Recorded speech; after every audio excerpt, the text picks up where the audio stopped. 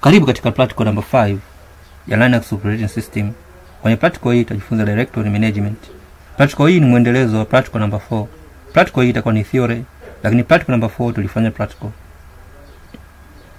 Directory management ni agenda ya practical hii.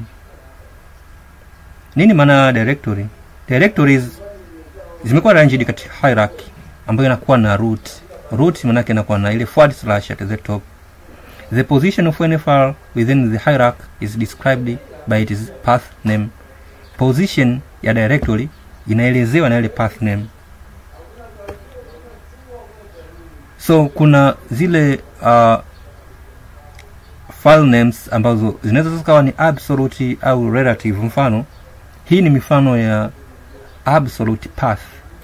Absolute path inakuwa na / kwa nyuma inakuwa na /. Kwa ukishaona / za namna hii kuanzia pale nyuma, maana yake wewe upo katika path ambayo ni absolute. Mfano /etc password or users na nyinginezo.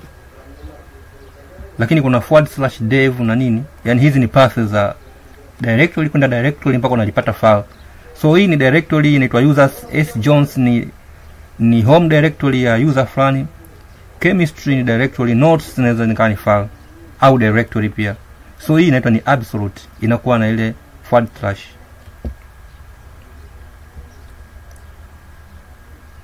Lakini kuna path ambayo inaweza kawa ni relative.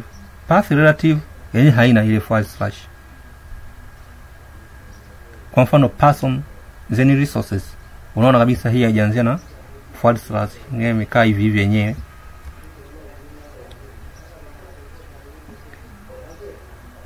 Ili kuweza kujua kama upo kwenye file gani, kwenye directory gani, kwenye file system hierarchy ipi, unatumia command inaitwa pwd, yani current nipo katika directory gani. Ukishaandika hiyo command ndio utajua upo kwenye relative au absolute path name.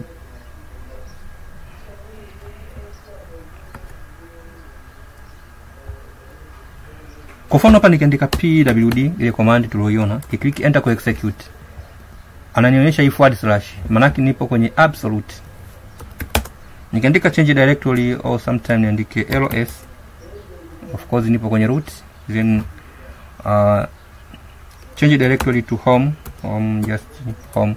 Nikiandika presence working directory ananiambia nipo kwenye home.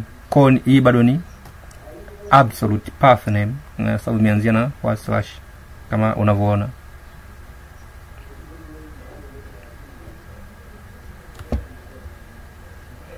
So command ni hiyo pwd, current upo kwenye position gani. Na huo ndo mwisho wa practical hii number 5.